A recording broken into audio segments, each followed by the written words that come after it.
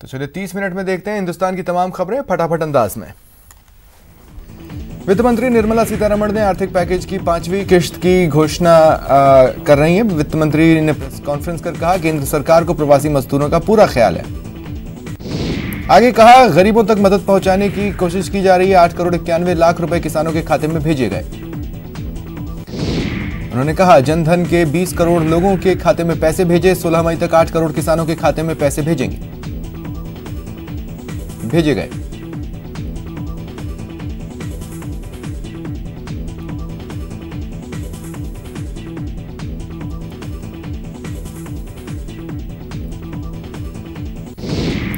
देश में कोरोना संक्रमितों की संख्या 90,927 हो गई। 34,109 मरीज ठीक हुए। 2,872 लोगों की मौत हुई।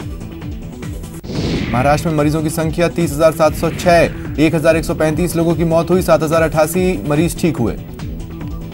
गुजरात में कोरोना मरीजों की संख्या 10,988 हो गई। 625 लोगों की मौत हुई। 4,038 मरीजों को ठीक किया गया। दिल्ली में मरीजों की संख्या 9,333 हो गई है। 129 लोगों की मौत हुई। 3,926 मरीज ठीक कर लिए गए। तमिलनाडु में पॉजिटिव मरीजों की संख्या 10,555 हो गई। 74 लोगों की मौत हुई। 3,538 मरीज ठीक हुए। यूपी में कोरोना मरीजों की संख्या बढ़कर 4,258 हो गई। 104 लोगों की मौत हुई। 2,441 मरीज ठीक हुए। यूपी में 24 घंटे में 203 केस आए। यहां मौतों का आंकड़ा भी 100 को पार कर गया। एमपी में बीमारों की संख्या 4900 के पार हो गई। अब तक 2400 से ज्यादा लोग रिकवर हुए। मरुधरा में केस बढ़कर 5000 के पार चले गए। 70 नए केस आज आए। 2 लोगों की मौत हुई। इधर कोटा में बड़ा इफेक्ट मरीज के इलाज पर पड़ा है। आंकड़ों के मुताबिक पिछले 52 दिनों में करीब 1000 रूटीन ऑपरेशन टले। अजमेर में कोरोना पॉजिटिव की रिकवरी रेट 70% है, लेकिन चुनौती अभी खत्म नहीं हुई है। लॉकडाउन 4.0 के आगाज के साथ ही अन्य राज्यों से आने वाले मजदूरों को लेकर संभाग के 4 जिलों में व्यापक इंतजाम किए गए। कोटा में पॉजिटिव मरीजों की संख्या में बढ़ोतरी है। नर्सिंगकर्मी समेत 2 नए मरीज सामने आए। 321 तक आंकड़ा पहुंचा। कोटा में संक्रमण से लोग ग्रसित हैं। अभी तक जिला चिकित्सा एवं स्वास्थ्य विभाग ने 13,309 सैंपल टेस्ट किए हैं और जांच के बाद अब तक 319 पेशेंट कोविड-19 के सामने आए। सीएम अशोक गहलोत ने समीक्षा की। उन्होंने कहा प्रदेशवासी कोविड-19 को लेकर डरने के बजाय तुरंत अस्पताल पहुंचकर जांच कराएं। उन्होंने कहा राज्य सरकार ने सभी तरह की बीमारियों के उपचार के लिए उचित प्रबंध कर रखे हैं। सीएम ने अफसरों से कहा हमें लगातार सतर्क सजग रहने की जरूरत है। विशेषकर राजस्थान आ रहे श्रमिकों की प्रभावी स्क्रीनिंग, जांच और क्वारंटीन को मजबूत किया जाना जरूरी है। दुनिया में कोरोना मरीजों की संख्या बढ़कर 47,21,828 हो गई। 3,13,260 लोगों की मौत हुई। 18,12,136 लोग रिकवर हुए। अमेरिका में मरीजों की संख्या बढ़कर 15,07,773 हो गई। 90,113 लोगों की मौत हुई। अमेरिका में 24 घंटों में 1,237 लोगों की मौत हुई। स्पेन में संख्या बढ़कर 2,76,505 हो गई। 27,563 से ज्यादा लोगों की मौत हुई। यूके में पॉजिटिव मरीजों की संख्या 2,40,161 हो गई। 34,466 लोगों की मौत हुई। इटली में बीमारों की संख्या 2,24,760 हो गई। 31,763 लोगों की मौत हुई। ब्राजील में संख्या बढ़कर 2,33,511 हो गई। 15,662 लोगों की मौत हुई। फ्रांस में कोरोना पॉजिटिव की संख्या 1,79,365 हो गई। 27,625 लोगों की मौत हुई। कोरोना वायरस को लेकर चीन को शुरुआत से आलोचना और सवालों का सामना करना पड़ रहा है। अब एक स्वास्थ्य अधिकारी के ताजा बयान से एक बार फिर सवालों की झड़ी लग गई है। इस अधिकारी ने खुलासा किया कि देश में कोरोना वायरस के शुरुआती सैंपल्स को नष्ट कर दिया गया था। पीएम मोदी ने कहा कोरोना वायरस के प्रसार के कारण उत्पन्न वैश्विक स्वास्थ्य संकट के इस समय में दुनिया को स्वस्थ और कोविड-19 से मुक्त करने के लिए सभी देशों को एक साथ काम करना जरूरी है। पीएम मोदी ने यह बात अमेरिकी राष्ट्रपति डोनाल्ड ट्रंप के ट्वीट के जवाब में दी। पीएम ने अपने ट्वीट में लिखा धन्यवाद राष्ट्रपति ट्रंप, इस महामारी से हम सभी सामूहिक रूप से लड़ रहे हैं। ऐसे समय में राष्ट्रों को एक साथ काम करने और दुनिया को स्वस्थ बनाने और कोविड-19 से मुक्त करने के लिए जितना संभव हो उतना काम करना जरूरी है। लॉकडाउन 3.0 का आज आखिरी दिन है। जरूरी दिशा निर्देश जारी किए जाएंगे। जानकारी के मुताबिक सरकार लॉकडाउन को 2 हफ्ते के लिए और बढ़ा सकती है। ये 31 मई तक लागू रहेगा। चौथे चरण में ऑटो, बस और कैब सर्विस को इजाजत मिल सकती है। हालांकि कंटेनमेंट जोन में इन पर पाबंदी जारी रहेगी। रेड जोन को भी परिभाषित किया जाएगा। अब तक जहां ऑफिस और फैक्ट्रियों में 33% कर्मचारियों को ही काम की इजाजत थी, इसे बढ़ाकर 50% किया जा सकता है। सूत्रों से मिली जानकारी के मुताबिक देश के 30 जिलों में सख्त लॉकडाउन जारी रह सकता है। महाराष्ट्र की राजधानी मुंबई, औरंगाबाद, पुणे, पालघर, सोलापुर, नासिक और ठाणे में लॉकडाउन की सख्ती जारी रहेगी। तमिलनाडु में कुड्डालोर, चेंगलपट्टू, अरियालूर, विल्लुपुरम, तिरुवल्लूर और ग्रेटर चेन्नई जिलों में लॉकडाउन का सख्ती से पालन होगा। गुजरात के अहमदाबाद, वडोदरा और सूरत में सख्त लॉकडाउन जारी रहेगा। दिल्ली को भी इसी श्रेणी में रखा गया है। यह तय है, यहां पर छूट मिलने की संभावना कम है। मध्य प्रदेश के भोपाल और इंदौर, जबकि पश्चिम बंगाल में हावड़ा और कोलकाता में भी सख्ती से लॉकडाउन का पालन किया जाएगा। यूपी में आगरा, मेरठ, आंध्र प्रदेश के कुर्नूल, तेलंगाना के ग्रेटर हैदराबाद, पंजाब के अमृतसर और ओडिशा के बरहमपुर में सख्त लॉकडाउन जारी रहेगा। कर्नाटक के कलबुर्गी में 31 मई तक धारा 144 रहेगी। लोगों के आवागमन को नियंत्रित करने के लिए यह फैसला किया गया। मुंबई में महाराष्ट्र सरकार ने प्रवासी मजदूरों को कर्नाटक और मध्य प्रदेश की सीमाओं तक छोड़ने के लिए बसों की व्यवस्था की।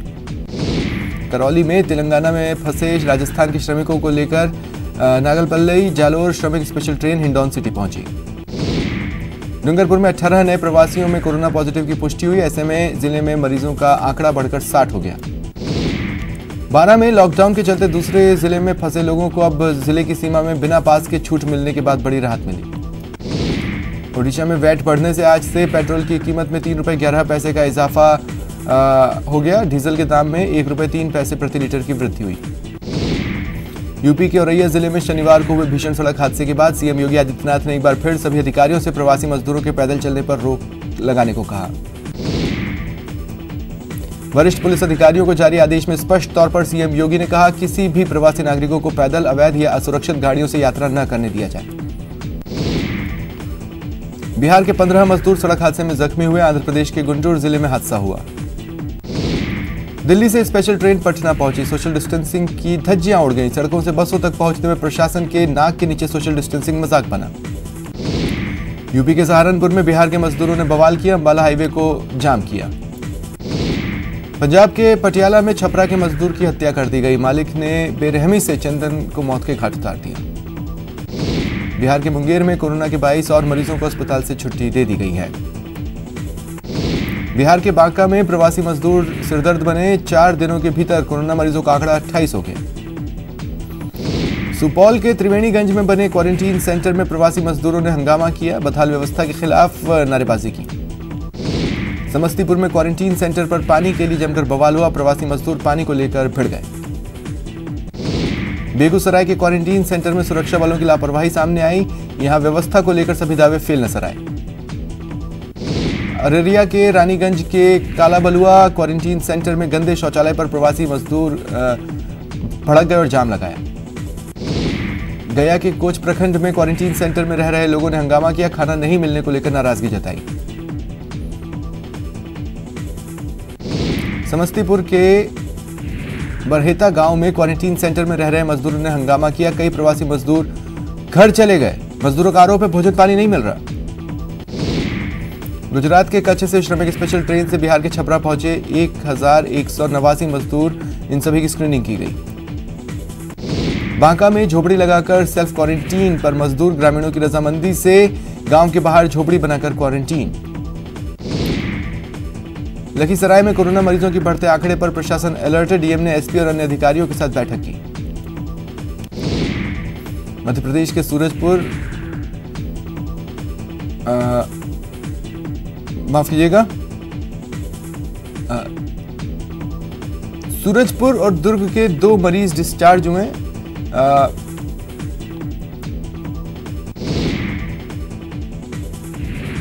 मध्य प्रदेश के रीवा में यूपी बॉर्डर पर मजदूरों ने हंगामा किया। सीमा पर रोके जाने से नाराज थे।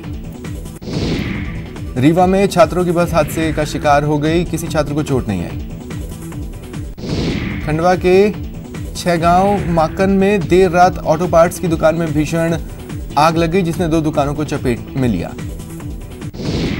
मंदसौर में 7 मरीजों को अस्पताल से डिस्चार्ज किया गया। मंदसौर में पुलिस ने बदमाशों का सड़क पर जुलूस निकाला और जमकर पीटा। सागर में 40 साल की महिला की रिपोर्ट पॉजिटिव आई। मरीज सागर के सदर की रहने वाली है। गुना में सड़क हादसे में 2 मजदूरों की मौत हो गई, 11 लोग जख्मी हुए। बड़वानी के गवा घाटी के पास हादसा हुआ। बताया जा रहा है मजदूरों के वाहन को ट्रक ने पीछे से टक्कर मार दी। रीवा में पुलिस ने हत्या के मामले का खुलासा किया। बताया बेटी के प्रेमी ने रिश्ता खत्म करने से नाराज होकर पिता की हत्या की। चूरू पुलिस राजस्थान में कोरोना महामारी के दौरान सरकार द्वारा लागू किए गए नए अध्यादेश को लेकर पहले तो जागरूकता अभियान चलाएगी और फिर चालान काटेगी। कोटा में जिला प्रशासन और कृषि उपज थोक फल सब्जी मंडी समिति ने थोक फल सब्जी मंडी संचालित की। बारां जिला कलेक्टर ने बारां से लेकर शाहबाद क्षेत्र के मध्य प्रदेश सीमा का निरीक्षण किया। जयपुर में कोरोना वॉरियर्स को मास्क बांटकर उनकी हौसला अफजाई की गई। कांग्रेस नेता और उद्योगपति सीताराम अग्रवाल की टीम ने पुलिसकर्मियों को मास्क बांटे। कोटा के कोटनी निवासी युवा विनोद गौड़ ने कोरोना काल में वायरस का खात्मा करने वाली एक ऐसी सैनिटाइजर मशीन तैयार की, यूवी सैनिटाइजर मशीन, जो अल्ट्रावायलेट किरणों के वाइब्रेशन से कोरोना के वायरस को नष्ट करेगी। भीलवाड़ा के रहने वाले पेशे से इंजीनियर डिजाइनर सज्जन कुमार जांगिड़ ने खास तरह का मास्क बनाया। उन्होंने इसे कोविड-19 फाइटर नाम दिया।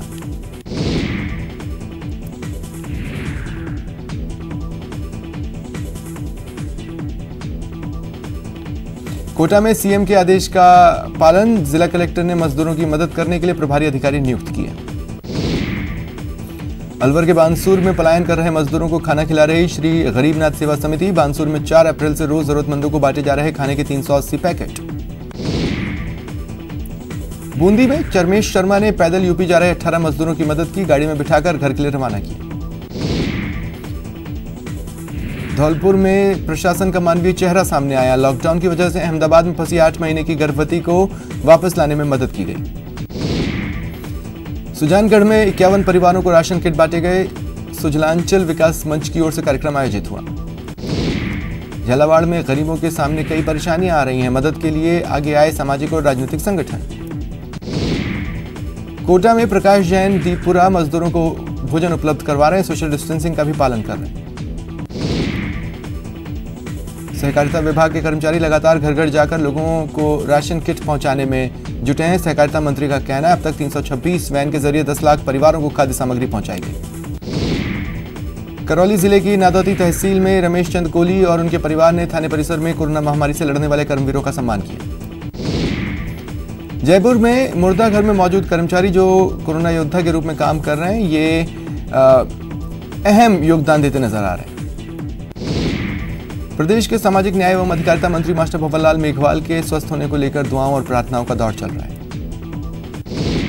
जैसलमेर में पूर्व राजघराने के नाचना ठाकुर केशरी सिंह का निशाने लगाने का वीडियो वायरल है। चूरू सुजानगढ़ उपखंड अधिकारी का ट्रांसफर चित्तौड़गढ़ होने के बाद उनको विदाई दी गई। करौली के रणगमा तालाब में अज्ञात शव मिलने से सनसनी फैल गई। पुलिस जांच कर रही है। करौली में कई दिनों से घर से लापता युवक का शव कुएं में मिला, जिससे सनसनी फैल गई। कोटा में धूम्रपान सामग्री बेचते 2 लोगों को पुलिस ने गिरफ्तार किया। बारां के हरनावदा शाहजी थाना क्षेत्र में पुलिस की दबंगई का वीडियो सामने आया। पुलिसकर्मी ग्रामीण को लगातार पीट रहा है। बीकानेर में ग्रामीण पानी की किल्लत से परेशान होकर टंकी पर चढ़े और अधिकारियों को मौके पर बुलाने की मांग उठाई। बूंदी के संथुरर नाके पर शराब की दुकान पर लूट के इरादे से आए अज्ञात बदमाशों ने चौकीदार की हत्या कर दी। रुकते हैं ब्रेक के लिए।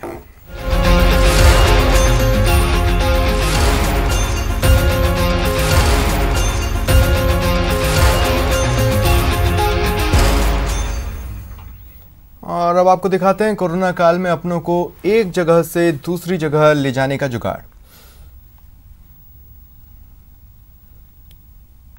देखिए, हैंडल भी लगा रहे। कहने को तो ये बाइक है, लेकिन बाइक सवार ने इसे ऐसी जुगाड़ में बदल दिया कि इससे कई लोग सफर कर रहे हैं। एक कार सवार ने इस जुगाड़ का वीडियो बनाया और वायरल कर दिया, जो अब खूब देखा जा रहा है।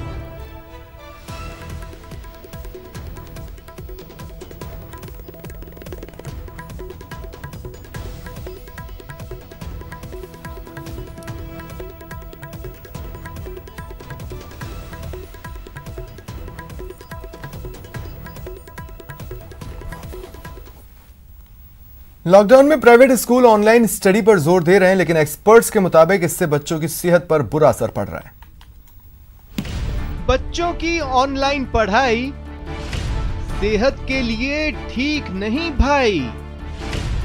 वर्चुअल क्लास पर जोर, नजर हो न जाए कमजोर। स्कूल बंद है लेकिन स्टडी चालू है। क्या हुआ? बस्ता नहीं, बुक्स नहीं, लेकिन कंप्यूटर या मोबाइल वाली क्लास तो है। लॉकडाउन के बीच घर में बच्चों की ऑनलाइन स्टडी शुरू हो गई है। जयपुर के कई प्राइवेट स्कूल सिलेबस पूरा करवाने के लिए वर्चुअल क्लासेस पर जोर दे रहे हैं, लेकिन ऑनलाइन स्टडी से बच्चों की सेहत पर बुरा असर पड़ने लगा है। इस लॉकडाउन के समय में जो ये स्कूल्स की तरफ से, टीचर्स की तरफ से जो ऑनलाइन स्टडीज प्रोवाइड करवाई जा रही है वो एक हद तक सही थी, लेकिन अब जहाँ छोटे बच्चों की बात आती है, प्राइमरी क्लासेस के बच्चों की बात आती है, वहाँ ये बिल्कुल भी एक्सेप्टेबल नहीं है, क्योंकि इससे बच्चों को हेल्थ इश्यूज बहुत बढ़ते जा रहे हैं। उनको हेडेक की, आईसाइट की बहुत ज्यादा प्रॉब्लम्स रहने लगी हैं। नेत्र रोग विशेषज्ञों के मुताबिक इन दिनों बच्चों की आंखों से जुड़ी समस्या में बढ़ोतरी हो रही है। लगातार मोबाइल फोन, लैपटॉप पर नजर गड़ाए रखने से बच्चों की आंखों में जलन, थकावट, आंखों से पानी आने जैसी परेशानी सामने आने लगी है। ऐसे में डॉक्टर्स 12 साल से कम उम्र के बच्चों को कम से कम ऑनलाइन स्टडी करवाने की सलाह दे रहे हैं। मोबाइल या कंप्यूटर स्क्रीन का उपयोग कर रहे हैं अपनी पढ़ाई के लिए, जिससे उनका स्क्रीन टाइम बढ़ा है और इससे कुछ समस्याएं उनकी आंखों में भी पैदा हो रही हैं, जिन्हें हम कलेक्टिवली अगर हम देखें तो कंप्यूटर विजन सिंड्रोम के नाम से जाना जाता है। ज्यादा ऑनलाइन स्टडी कहीं मासूमों की सेहत पर भारी न पड़ जाए। न्यूज़ 18 के लिए जयपुर से महेश दाधीच की रिपोर्ट। शमशान घाट जीवन का मुक्ति धाम, जहां की आग में खाक होने के बाद नश्वर शरीर पंचतत्व में विलीन हो जाता है। उसी मुक्ति धाम में एक और आग जल रही है जो जीवन दान दे रही है।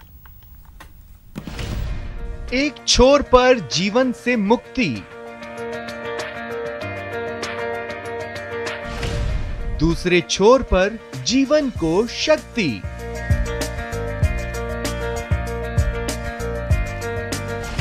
मुक्तिधाम में पेट की आग का इंतजाम।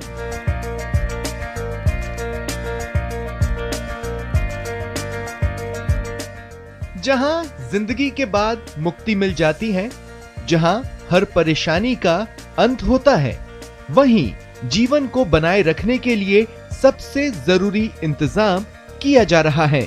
मुक्तिधाम में खाने का इंतजाम किया जा रहा है।